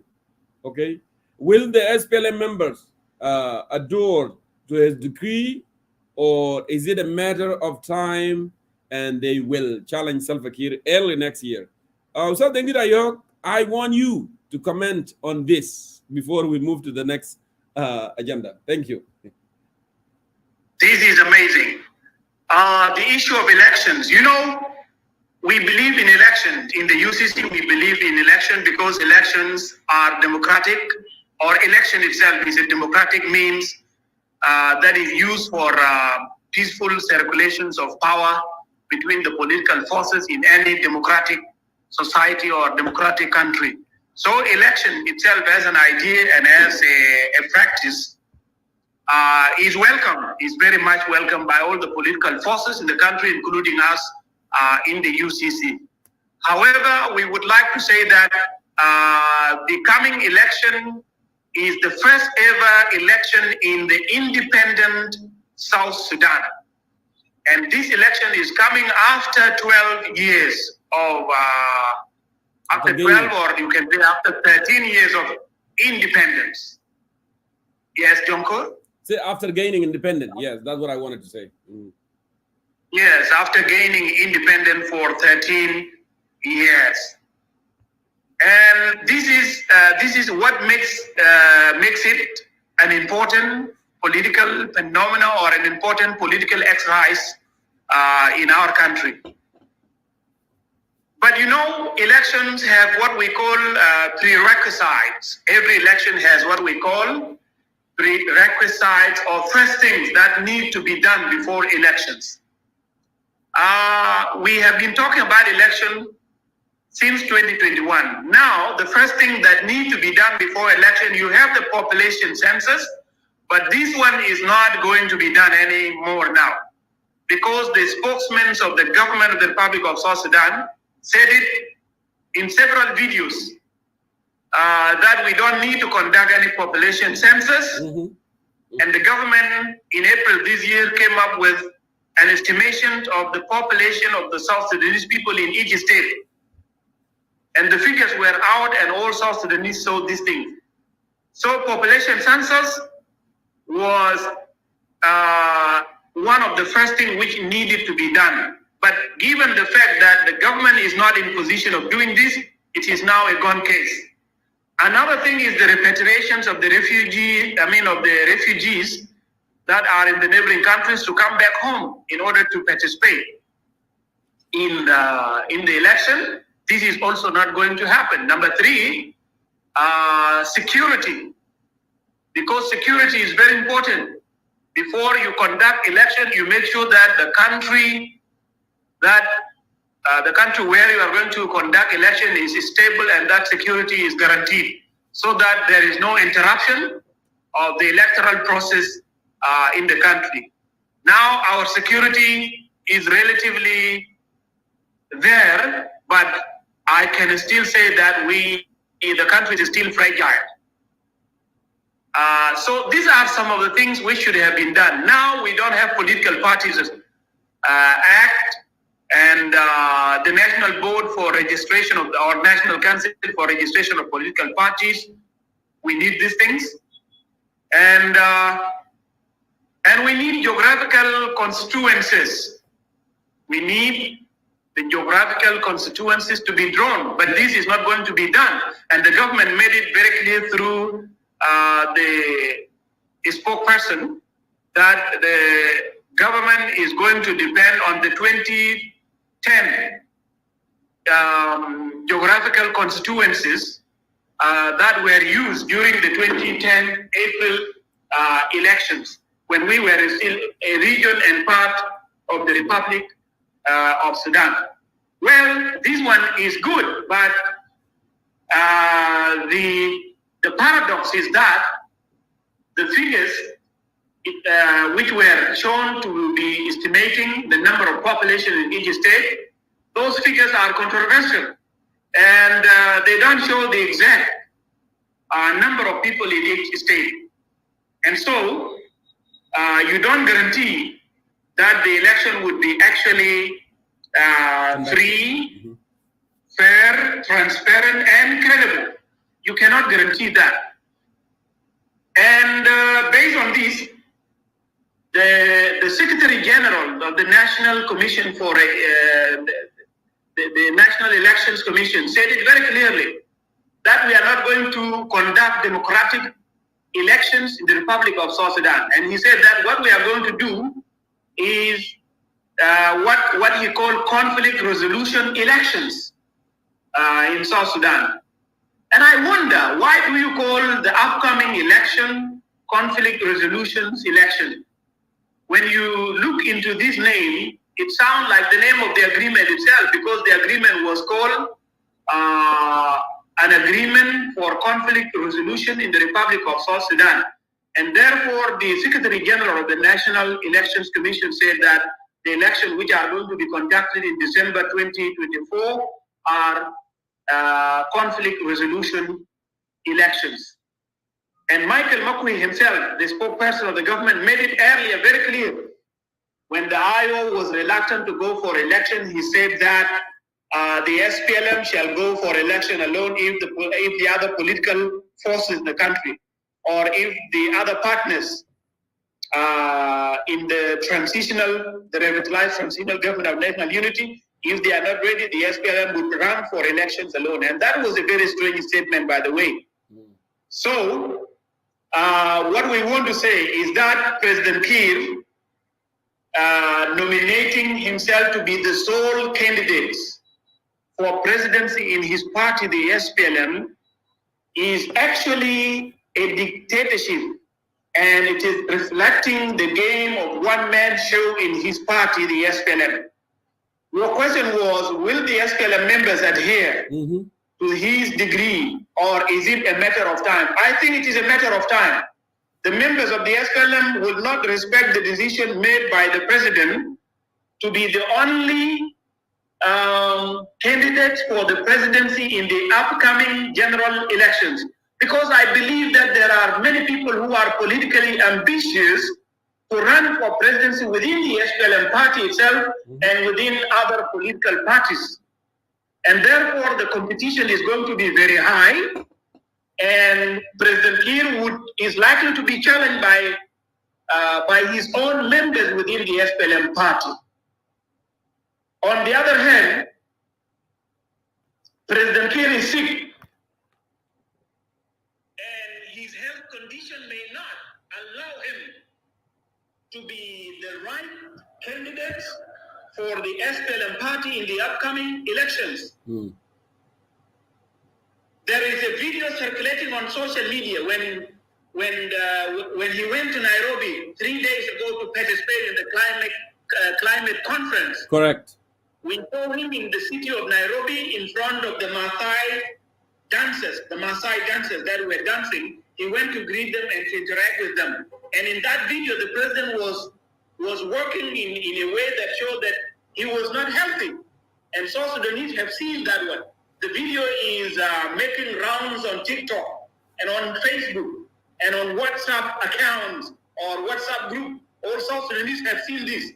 And recently when Ustaz Nial was interviewed by Matiang Chirilo, he was asked whether he would run for the presidency, and he said that he has no intention to run for the presidency as long as President Kiir is willing to run.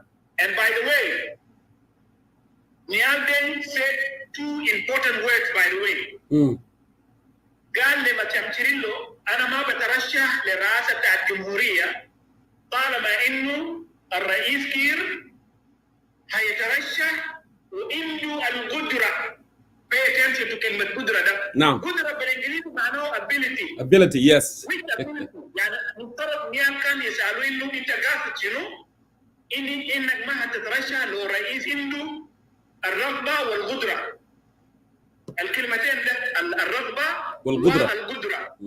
الرغبة موجودة عنده النية مع الرغبة ده النية. He has that intention to run as the presidential candidate and the flag bearer of the SPLM. He has that intention. He has that political will.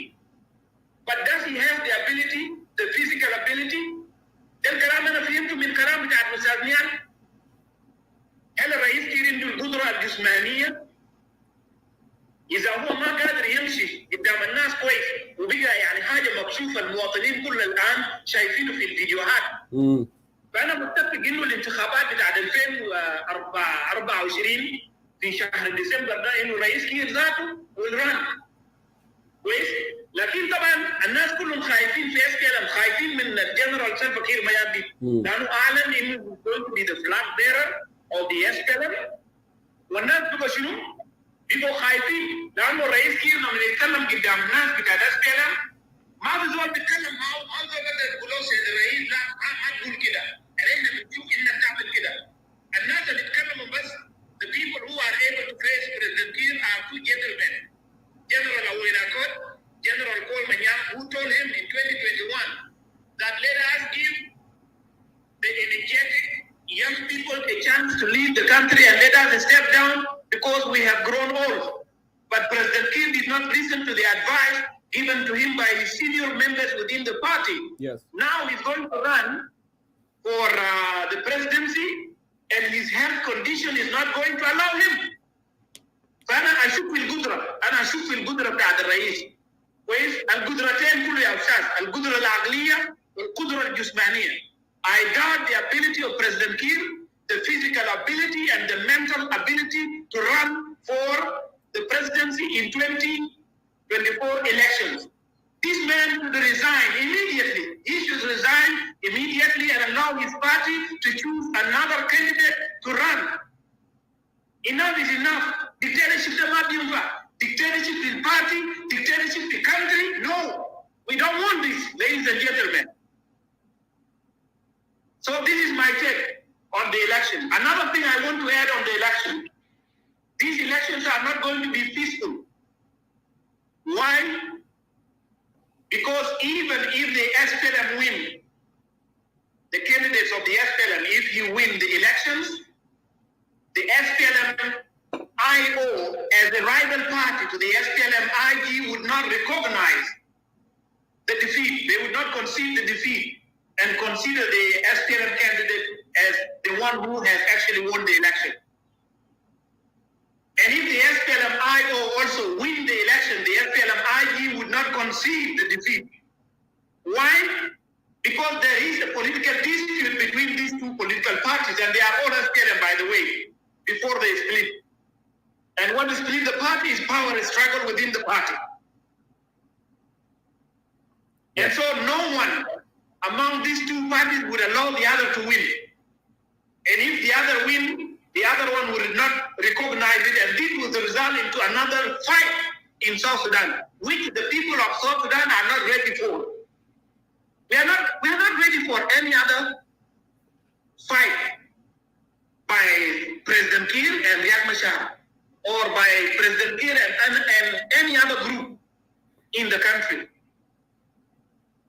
So, ladies and gentlemen, we are in front of a great test. This coming election is a test to whether South Sudan will be peaceful or will not. For us, we are for peaceful South Sudan. We want to see that our country is peaceful, our country is stable, security is guaranteed for everybody. That's what we want. But with these leaders in power, we cannot guarantee this.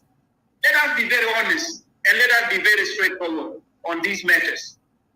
This one should be very clear. So this is what we can say about the election. We in the UCC, we have not reached any agreement to take part in the upcoming elections. Because when we read the political landscape, we see that war is involved, fraud is involved in the upcoming elections, rigging is involved, harassment is involved, including any other things. And we are not afraid to go and contest, but we don't want to get engaged into something that would not give tremendous or tangible fruits for the benefits of our country. So this is what I can say, Brother Jonkur. Thank you, Saz Dengir Ayok, for tremendous, commentary that you added to this issue of the election. I know I can't wait, really eagerly wanted to hear from my brother, Manon Aleu, the chairperson of the SPLM in the United States, to tell us, later after we finish, we have 2 points, to tell us what is this decree that President Kiir is banning the member of the SPLM party not to run for the presidency, not to run for gubernatorial, not to run for any. What is it? What does that mean? So I will be, happy to hear from him later. But meanwhile, Dengit, let me go ahead here because we have just only 2 points that to address, and then we will open it to people in Clubhouse so they can weigh in. I believe so. You did not talk about the issue of dredging, and we have seen the machines, on the social media. The machine and the river actually are, dredging right now as we speak, because I have video clip of it. I'm going to play it before you make a comment. And also, Dr. John Akech, the Vice Chancellor of University of Juba, has an altercation with the governor of Unity State, Joseph Mwintwil, on this issue, right? As I said from the beginning, I have a lot of differences with Dr. Akech because of him being supportive of the dictatorial regime in Juba, and is somebody intellectual, somebody that will look for the future in the country. I disagree on that. But when it comes to matter of this, the long-term national issues, he's always stood firm, on this, and he's very adamant that dredging should not take place because it will impact South Sudan and people of South Sudan. And we see that last year on that conference that took place in Juba, when very intellectual South Sudanese actually weigh in, and they brought the issue to the light, and the government back up. But right now the issue came on the surface again, government hoping that the citizens actually are numb, and everybody's went numb, and nobody's aware what they are doing. But unfortunately, it's bad for them because now we know what's going on, and we are not going to let it go. And that's why Dr. Akech actually brought the issue in the meeting of National Economic Conference, resulted on that application. So I want you to comment on that, Ustaz Dengit. And also in a related development, South Sudan's Minister of Foreign Affairs and Japan's International Cooperation Agency, JICA, have signed a grant of $13 million to promote the economic and social development, including the developing of Juba River Port, because you know that we have a port in Juba. We want you to also to comment on that. These two issues, and then after that we will give the SPLM chairperson, you have said, or we said Abdullah Garang before SPLM chair, and then we'll move on, and then we'll give other people also an opportunity to weigh in. Ustaz Dengit, back to you.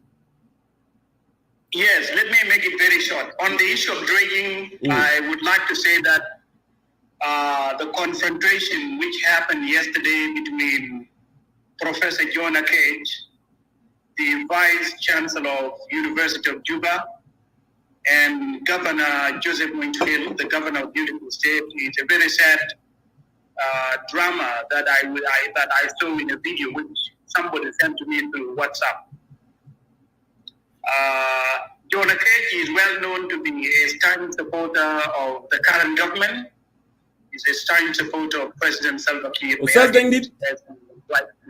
Yeah. I apologize to stop you. Actually, now I have more viewers increased in the Facebook, and I want to show them actually the dredging that is taking place in Bahr Anaam in Unity State. Just it's 45 seconds. I will put that on the screen, and then we'll go back for you. Okay? Okay, go ahead. Okay.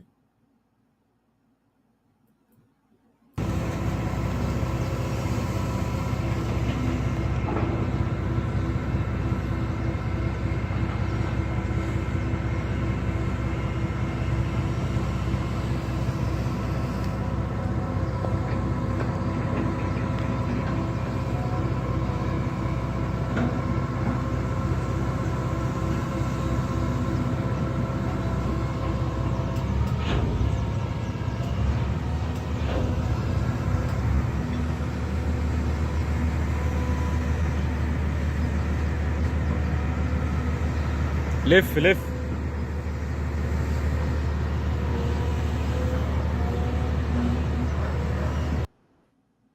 Okay, on that video also في عسكري, okay, with gun. وانت بتسمع the one that doing dredging I believe he's Egyptian because from his accent, from the Egyptian Arabic, left, yani bimana, turn around, sorry, steer around. I can tell they are the one that doing dredging at the moment. So then, please, back to you.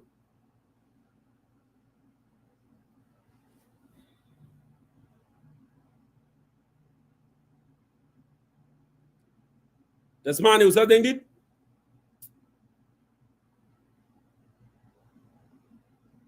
Yes, Brother Junko. Yeah, go ahead, Lanwana. I played the clips and people already observed and they've seen it. Go ahead. Yeah, the issue of dredging was brought up yesterday by Professor John Akage, the Vice Chancellor of University of Juba. And this resulted into confrontation between him and Governor Joseph Muntwin, the governor of Unity State. And the confrontation between the two gentlemen took place inside the hall where this national economic conference was held. But let me say that John Akage is a staunch supporter of President Salva Kiir. He's supporting the regime, but he's against the idea of re-excavation of Jonglei Canal. He is also against the idea of dredging of rivers in our country. And he has several times expressed his views and opinions regarding the Jonglei Canal issue, plus the issue of dredging of the rivers. And to be very clear with you, the guy is honest. From the way I see him talking and from his social media post, he is honest and he meant actually what he is saying. So yesterday, a confrontation took place between him and Joseph Muntwin. And this confrontation is very sad because he was given a chance and he raised the issue of dredging in a very rational way, and he was calm and very natural. But when Joseph Muntwin was given a chance to react, because he's the governor, first of all, Joseph Muntwin accused him of insulting the people of Unity State on social media. In my opinion, that one was not true.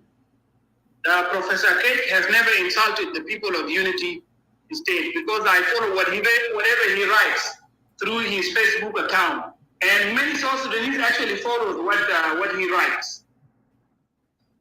There are posts on social media in which the people of Unity State were insulted, but not by Professor Akage, by other South Sudanese, and most of them are young people, reckless young people, let me say.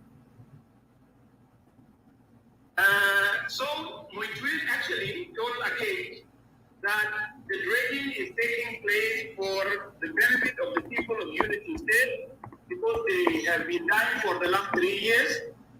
Their area is flooded every year. And at a time like this, there are floods. As we are talking now, people are in big waters in Unity State.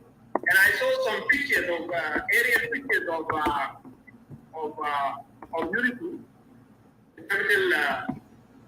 Of Bantu, the capital town of Unity State. People are in water. And there are pictures of Joseph Muntwin with his soldiers circulating on social media inside the water, deep in the water.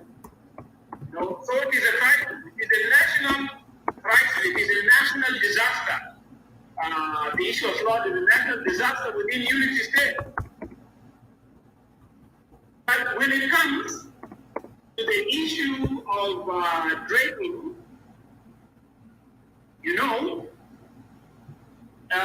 the dredging is a foreign idea. It is not an idea of the government of the Republic of South Sudan. There is a country in the region that is so much interested in the idea of dredging our rivers, and the idea of dredging the rivers is actually to remove any natural obstacles such as the green vegetation that actually grows inside the water on each side of the river bend in South Sudan. So they want to clear those in order to allow the smooth or the fast flow of the water toward their country. That's what they are doing. And to be honest with you, they have been after this program for years and years. It started in the year 2014, in November 2014, when the government of the Republic of South Sudan signed a number of memos, a number of agreements with the government of that country. See? And then the government of South Sudan was dragged into the program that served the interests of the foreign country. And according to the information I obtained, the government of South Sudan has actually received guns from that country during the time of war, the 2013 war, and the government also received money. And so this money and the guns that were given to the government are being used as a pressure card on the government by that nation in order to drag the government or to cause the government to implement the issue of dredging. But the popular opinions of the people in the country is that they are not for the dredging and they are not for the excavation of Jonglei Canal. This one was refused. Was rejected by the people of South Sudan last year in July, until the president was coerced to announce during his speech for the nation on the 11th anniversary of our independence. He said that all the programs regarding the dredging or the Jonglei Canal are cancelled until feasibility studies were carried out. And so from there, people stopped. But by the end of the last year, the cabinet sat down and they passed something. You know, they changed the word. The word dredging was changed to clearing. So in the Council of Ministers, the government actually passed this program that the rivers have to be cleared. But dredging and clearing, the purpose of dredging and the purpose of clearing is still the same. So the Council of Ministers passed the decision that the rivers in South Sudan should be cleared. And that's why dredging is now back. And dredging has been going on in South Sudan for the last 2 months, the month of July and the month of August. And by the end of August, pictures of the dredging started to be circulated on social media. In fact, we sympathize with our people in Unity State due to the natural disaster that is hitting their state every year. And we feel their pain. But the project which is now being implemented in that state, and which the governor of Unity State believes to be a program that is being implemented in order to serve the people of Unity State from the danger of flooding every year, I think that issue of saving the people is far away from the program. But we are with the idea of serving the people of Unity State. We are with that idea because we care about the people. Because these are the people of this country. We care about that idea. And so this program of dredging is now back again. And it is approved by the government through the cabinet in one of the meetings. By the end of the last year, it was approved. Yes. And so there is no way. There is no way. It is being implemented, and the government of the Republic of South Sudan has been dragged into a very narrow corner by that country which has interest in the dredging of our rivers. And so John Akej expressed fears that the dredging may result into the damage of our ecosystem in the next 10 years. And that was the gist of his concern. However, the governor of Unity State was saying that the dredging has to go on, And even our people in Unity State have been made to believe that this one would save them from flooding. From the danger of flood that faces them every year.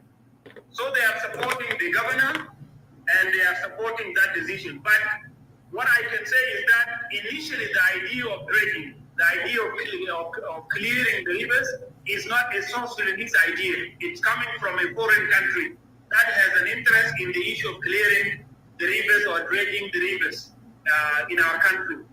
And so our government should not succumb to any foreign pressure that would be detrimental to the interests of our people. This one should not be allowed. Now, the confrontation between Mointville and Akay was seen in a very wrong way by so many people. And a tribal way, by the way, and I'm very sad to see people taking it to that dimension. It was a confrontation between two gentlemen who are in responsibility of serving the nation, and both of them have concerns. And so, if you see the video, you would see John Akay shouting at Mointville, and Mointville, reacting back, and it was a very bad image, by the way, to the two gentlemen, and they are in high places of responsibility. The other one is leading the university, a national university, and the other guy is a governor of one of the strategic schools in the country. So it was very sad. But the good thing, John Akay regretted what he had done in the hall, and he said that he has no any personal issues with Joseph Mointville or with the people of Unity State. So it is a very sad drama. And with what Akay said, I think he put an end to the problem, and he should reconcile with his brother Joseph Mointville, because it is never personal and it will never be personal. It is something related to the nation. But I understand also that John Akay and also Joseph Mointville, everyone was serious in what he was saying. So this program of dredging is serving foreign interest in our land, and our government is dragged into a narrow corner of doing this thing. Now the other issue, what was the other issue? The other issue is the grant by the JICA, Japanese. Okay, yeah. The Minister of Foreign Affairs actually signed, they signed a memo and a grant of $13 million is given to the government by the Japan's International Cooperation Agency, that is called JICA. And the agreement signed is to promote the economic and social development, including the development of Juba River Port. We have a port in Juba. Juba Nahari is going to be renovated and it's going to be developed and put in a very good shape. This agreement, a grant is an amount of money given by a certain country. Yeah. All right. So Japan, through its it's a free money. It's a free money grant. It's a free money. Yes, the paid money. So this is a blessing from Japan. And it is a result of the diplomatic relations that we have as the people of South Sudan with that country, Japan. So this idea is a good idea, but my comment would be like this. Why should we wait for grant in order to promote economic and social development? Why should we wait for grant from other countries? Why don't we initiate developmental projects by ourselves and we fund those projects and implement them? How long would this continue? We are thankful enough to the government of Japan for the construction of that bridge. What was it called? Was it called Freedom Bridge or what? The bridge which was opened last year. Was it last year or the year before? Yeah, it's called Freedom Bridge. Freedom Bridge. We are thankful for that one. Yeah, it was last year. We are thankful for that one. However, we cannot be a nation that depends on grants. We cannot be a nation that does not initiate developmental projects or programs. So this is a brief commentary on this issue. So the signing of that memo actually reflects that South Sudan is a country that is just waiting.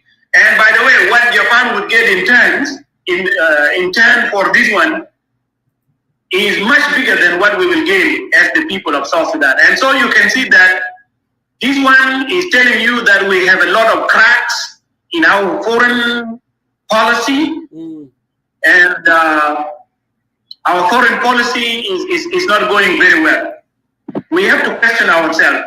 When we initiate diplomatic relations with other countries, what do we really need from those nations and how to get it? We should ask ourselves that way. Because it is other nations that are now coming and then they observe us and then they come in with offers or with a grant that we will do you this, here is the money. And in turn, they would get something that is much bigger than what we get. And this is a problem of so many African countries, not our country alone. So we need to move away from this. So this is what I can say. Is there any other issue so that other gentlemen can speak? Yeah, yes, there is another issue, I remember it. I want to conclude my speech with the mixed reaction of so many South Sudanese to the issue of basketball team. Thank you for bringing it. Our basketball team has been in Manila, in Philippines, last week, and they played very well, and they made us proud. And the team actually qualified for the World Cup. Or what is it called? Olympic. They are qualified for the next rounds to play in Paris, right? Next year. Yeah, they qualified for Olympic, yes. So this one is a very good thing that we should be very proud about. However, some people actually turn this issue into something different. People made a lot of comment on the issue of SSD, negative comments, and that one tells you what actually those people are, and it reflects a lot of bad things about them.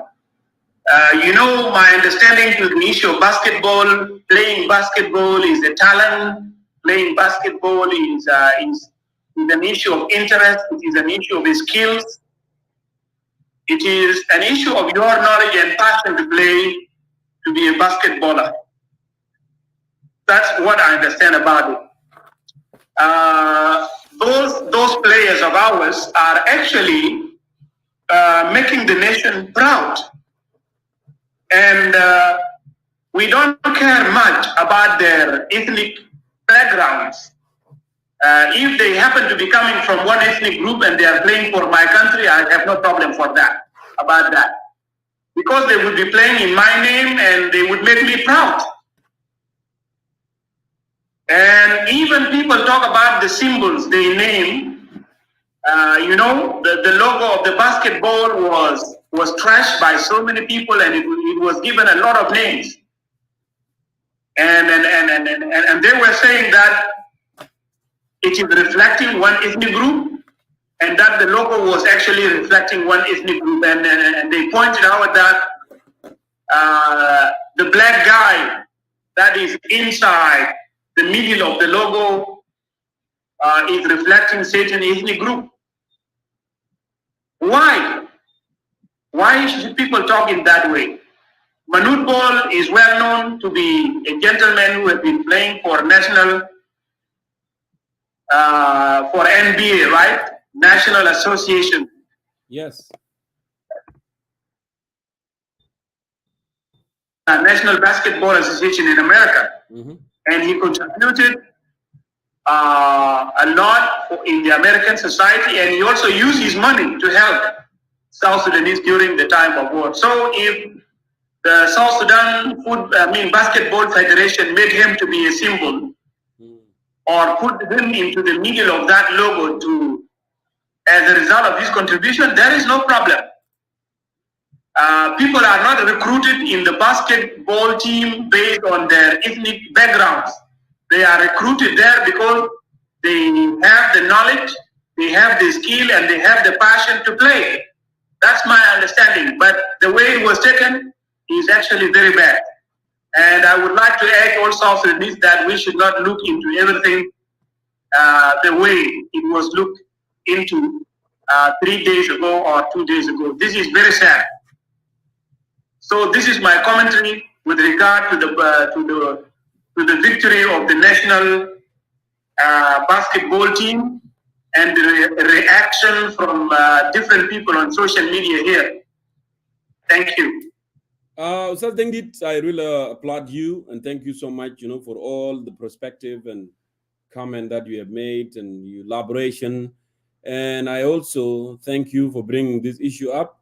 Actually, I did always, whenever I make a show, I have to commend our national basketball team for magnificent job, the job that they have done. The team that have been formed 3 years ago, and it is the first time for them, and a first time for them to qualify, and a first time for them to qualify for Olympic, and they made us proud, and they make the Republic of South Sudan proud. Indeed, we agree to disagree in politics. We are very proud. We are very proud of what they have done, and we congratulate them, and we tell Brother Walden, go ahead with your team to do wonderful and amazing thing for this country. Yes, indeed. And we are so proud, and we will continue to be proud. Without indeed, I want to put in notes that actually we in UCC, we are in opposition to the government, but we are not in opposition to the country. South Sudan is a country that we came from, is a country that we love, is a country that we belong to. So yes, we are not opposing the basketball team. We are opposing a system. Correct. So if any South Sudanese, whatever they would be, if a South Sudanese now in marathon won in the marathon, and it tend to be from Tabosa or it tend to be from the Didinga, because why I'm saying that, because Tabosa, they are a good runner, and Didinga, they are a good runner. And then I will applaud them, and I will be celebrating and happy because the Tabosa that are running, or the Didinga that are representing South Sudan, I would be more happier. And let's say if somebody from the Lutuka, just for innocent, was able to win in wrestling, right? Or from Mundari, won in a wrestling game in Olympic or something like that, I would be more proud, and I will applaud them as the sons and daughters of South Sudan. That's what a patriot citizen can do. We are not in opposition to the country, but we are in opposition to the regime and the way they are governing the country and what they are doing. That's why we are in opposition. But if some people out there are opposition to the country, and then that is their problem, and then they should correct themselves, because this is so shameful. Even though I realize that people with a good education background, they tend to invest in ignorance. يعني بيستثمروا في الجهل الناس يعني. This is what I realize. The notion that someone will become, somebody can say that SSD, it means South Sudan Dinka, that's ludicrous, because every country has their own code, they have their own device code. When we were one Sudan, we have SDN, Sudan, that's what we have. Now Germany, they have their own code. When they put that on the screen, they put GER, Germany. They don't put Germany one word, they put GER. Slovenia, they put SLO. Canada, they put CAN, CAN. Angola, they put ANG. Lithuania, they put LUT. Latvia, they put ALAT, and so forth, and on and on. Even Philippines, they put PHI. So these people, these brothers and sisters, they know what they are talking about, but they are polarized along the ethnic.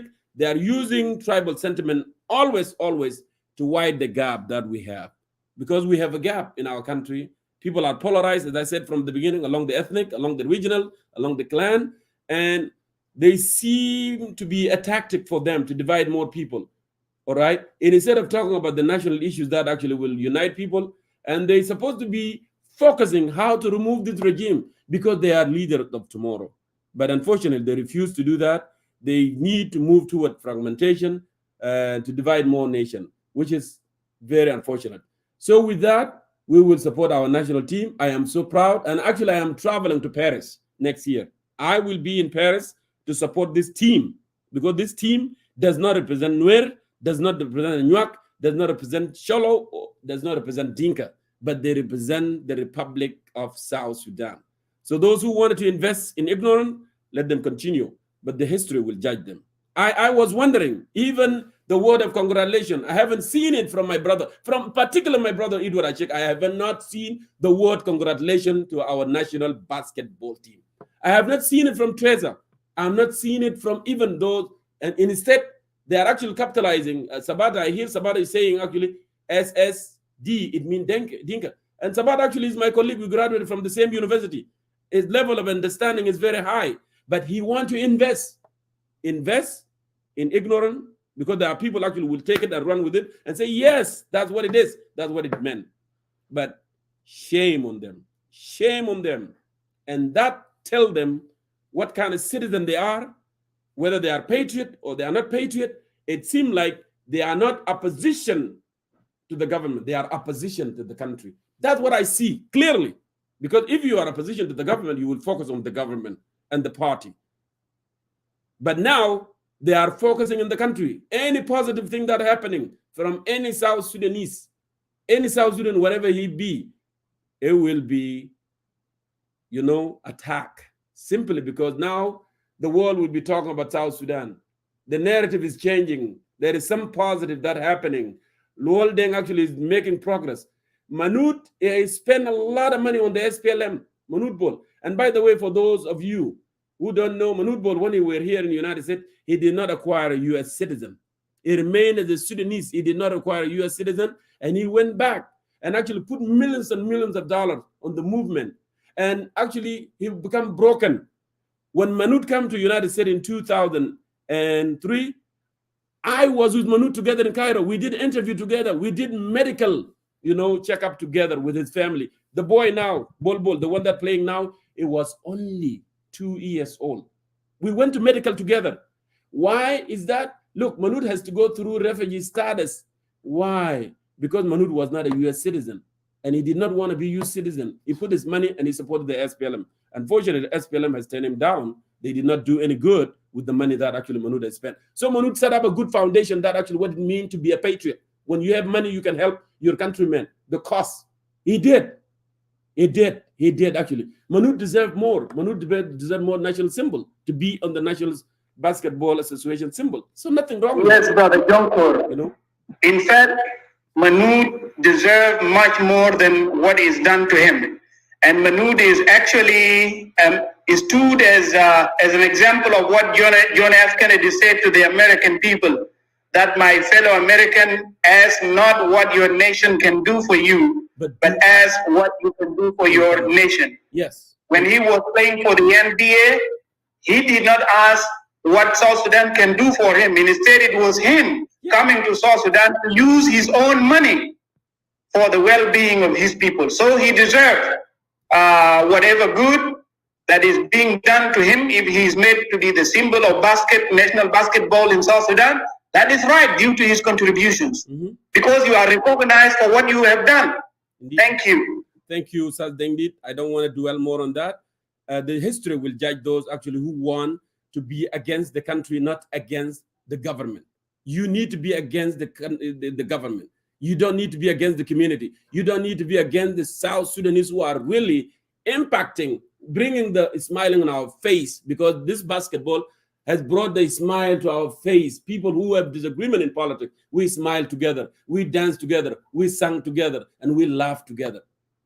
It's something that actually we don't see more often, but this basketball team has brought that. But those enemies of something that good to happen to the Republic of South Sudan, they will always remain with the hate, because they don't want South Sudan to be united, to be happy, to celebrate.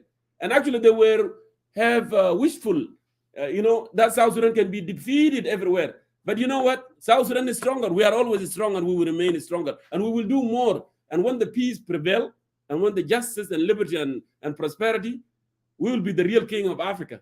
And we will show the true Africa. And what does that mean? So with that, thank you. And we want to move to the next one. Now I wanted to transition here from Facebook to Clubhouse, and I will go ahead and mute myself while I'm concluding here. And Ustaz Dengit, please, I want you to give Ustaz Abdullah Garang a chance, and then we go to Ustaz Manona Leo, and I will conclude here from the Facebook. All right? Thank you, Brother Jonkor. That is a very good idea.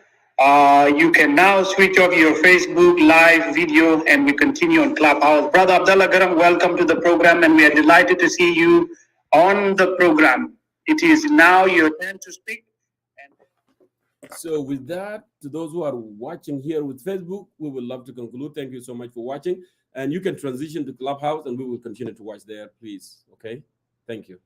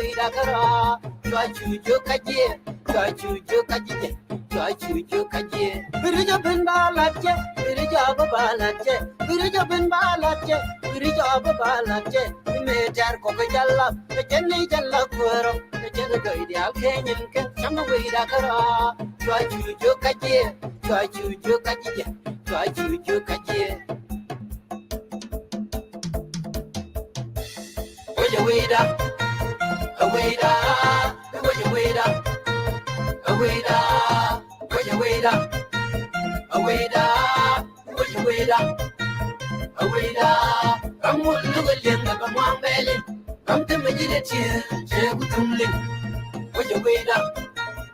Wait up, where you wait up?